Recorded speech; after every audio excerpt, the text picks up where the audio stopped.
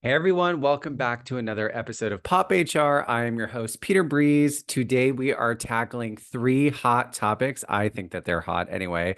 The anxiety of Sunday scaries. This is something I was thinking about this week, and it brought back some traumatic memories, and I wanted to explore it with you.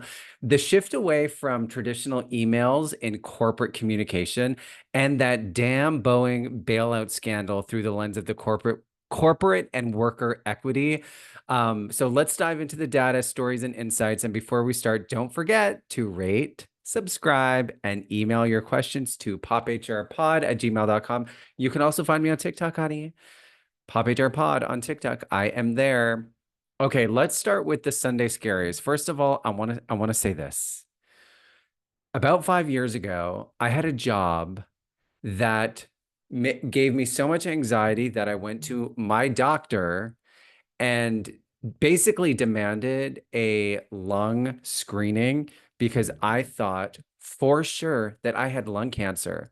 At the time, I wasn't equating the anxiety to the physical symptoms, but I would wake up every day and my lungs felt hot and heavy. And I just remember thinking my lungs are made of marble, like they are solid. I'm not getting enough air. I would take really deep breaths throughout the day, and I just could not figure out why I was having this feeling. I wasn't necessarily having racing thoughts either. That was the confusing thing. It was purely physical. So my doctor, bless her heart, I'm in Canada, so it's relatively easy um to get these tests. I went, everything was normal. They also gave me a heart monitor for a couple of days because I was feeling like I was having heart palpitations. And all the tests came back negative, and my doctor called me and was like, "Look, I think this is anxiety. What's going on in your life?" And I had just started a new job. I was just brand new to a city. I was the assistant for a very well-known producer. This is when I was in the film and TV industry, and he was like stereotypical awful, awful boss, yelling, screaming, expecting you to work 12 hours a day. Not giving direction, calling you stupid, misogynist, kind of homophobic, although he did write lesbian erotica. Shocking. Lots of money, straight man. Really, really bad. At the time, my partner was also going through a lot of health issues. So the anxiety was so intense that I don't think I ever stopped thinking about work. I wanted to quit every day. I had no money. I had no choice. We had just moved to a new city. And that was when the Sunday scaries really, really affected me personally. So I was thinking about today, there's a lot of this stuff about Gen Z in the workforce having a lot of anxiety. So let's dive a little bit into what it means. So around 80% of people report feeling anxiety or dread on Sundays. 80% of people, especially millennials like me and Gen Z. Psychologists call this Sunday scaries, stemming from a combination of job dissatisfaction, perfectionism, and anticipatory anxiety. Commonly, this anticipatory anxiety is linked to perceived threats or criticism, failure, or workplace conflict that reemerge each week. That, for me, it was the unpredictableness. What is going to happen when I wake up tomorrow that is going to cause my life to spiral? The unpredictable nature of my life was just so insane. And how this fucking idiot had so much control over me. He was an awful, evil person. And so many times I wanted to tell him to fuck off and walk out of the office, but I felt so stuck and so beholden to him because I had no money and I needed to work and I had very little prospects in the chosen career path at the time. So work-life boundaries have been blurred because of remote work, leading to people always feeling on. According to the 2020 Asana Autonomy of Work Index, over half of workers feel pressured to respond to work notifications immediately, adding stress to off hours. I felt like that at my previous job. I don't feel like that anymore. The hustle culture tends also led to weekend exhaustion. So making Sunday a reminder of the impending work responsibilities and unfinished tasks. I definitely have felt like that. Another example of Sunday scares was when I worked in hospitality and I sold weddings and I sold corporate events. Okay. So my job was to sell. I was in the office basically Monday to Friday, 9 to 5, but those times would fluctuate depending on what kind of site tours I had at the end of the night. Um, and we had this meeting every damn week called BEO. And this is when the salespeople would present the events to the kitchen and catering team. And let me tell you, bitch, That was hard. That was traumatic. Screaming, yelling, getting called stupid, just like nonstop dismissal of the work that you had done. So that was something I also had to work with. But again, it irritates me that we have jobs that bleed into our personal lives. It is not fucking worth it. So some solutions for coworkers are promoting a work-life balance. Yes. Supportive work culture. Yes. Flexible Monday scheduling to allow flexibility on Monday mornings, such as late starts or team check-ins, can ease the anticipatory dread that builds on Sundays. I like this all. I think actually a very simple solution for this is managers leading by example. If your manager, if you come on to work in the morning, you see your manager is working till 10, 11 at night, or if they book a vacation, but they're working the whole time, that sets a precedent. It doesn't matter if they say, take time off. I got you. If you know when they're off, they're working the whole time. So please, people leaders, lead by example. Okay, are emails out? The future of corporate communication. I've been noticing this a lot in my deals. I'm in sales that people don't respond to emails like they used to. They just don't. It takes them forever. Um, I'm finding a lot more success on LinkedIn or Slack, where you can get people faster. If you can get a colleague to text or a client or a partner to text, that seems to be faster. So it got me thinking, are emails a thing of the past, which is crazy because I remember when calling people on the phone started to feel a little archaic. So now if we're moving to the place where emails are starting to feel a little old school, that's crazy. But a recent study by Gartner showed that nearly 74% of employees find email overwhelming, leading many companies to explore alternatives. Younger workers, in particular, are more likely to prefer communication platforms that are faster and more interactive. That makes sense. Like we're on social media all the time, where you can friggin' get instant contact with anybody. So why would you wait for an email? And then you also have to go to your inbox and like scroll through and find the important stuff.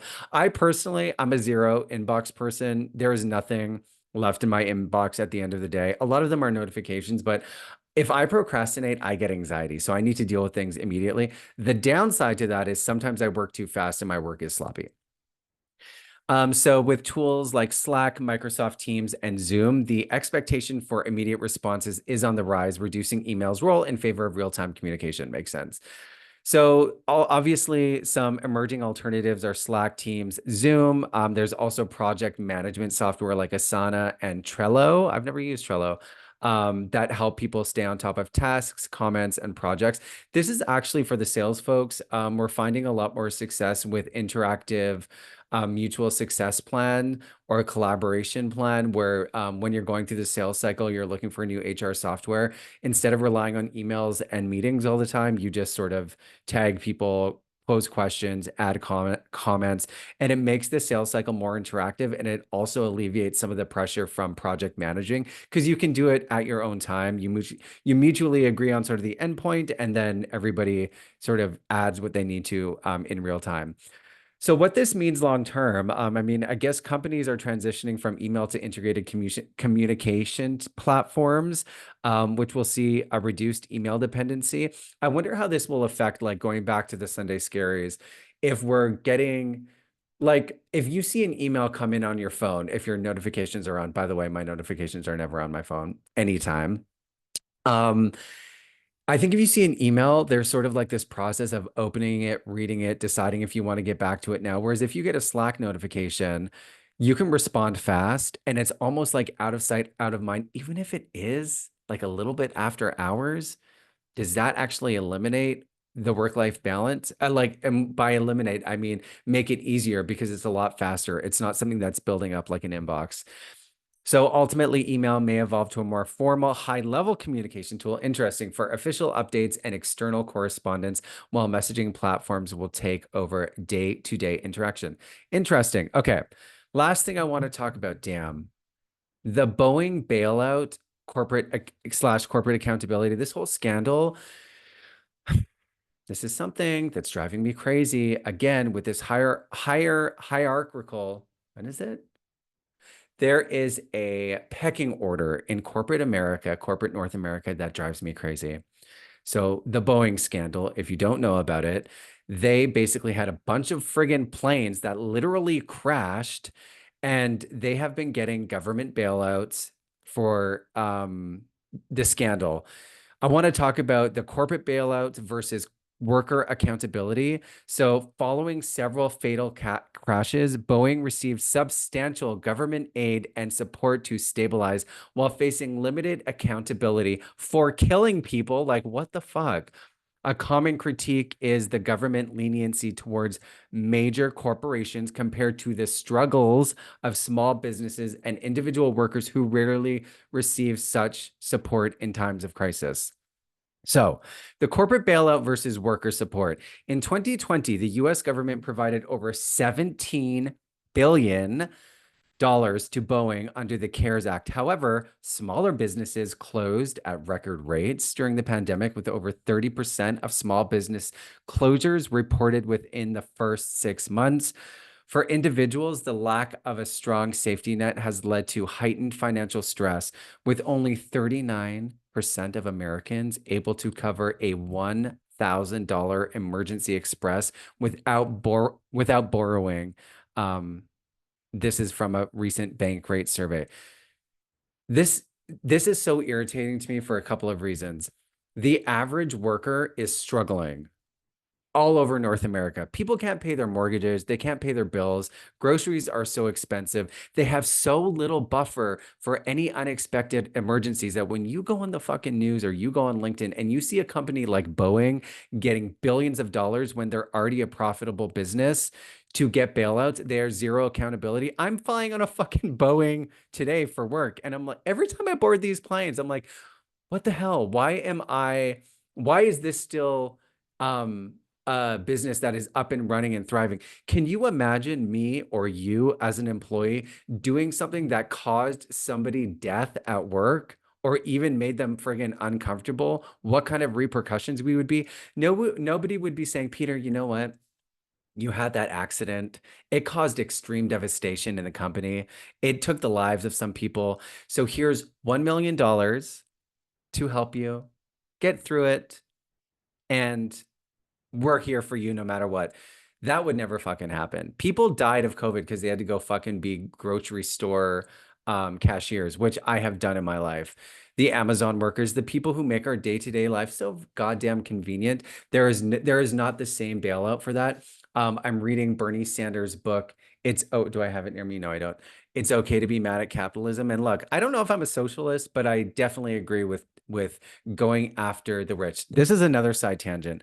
I know there's a lot of social causes that we are all fired up against, things that are happening globally and internally to marginalized communities that piss us off.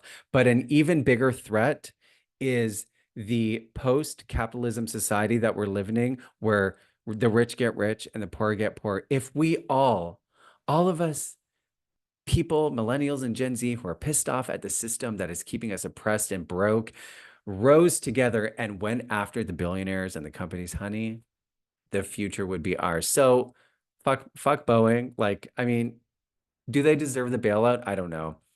But I think there needs to be more solutions for equity, stricter corporate accountability, increased small business aid, and universal working protections. That's all I got to say today.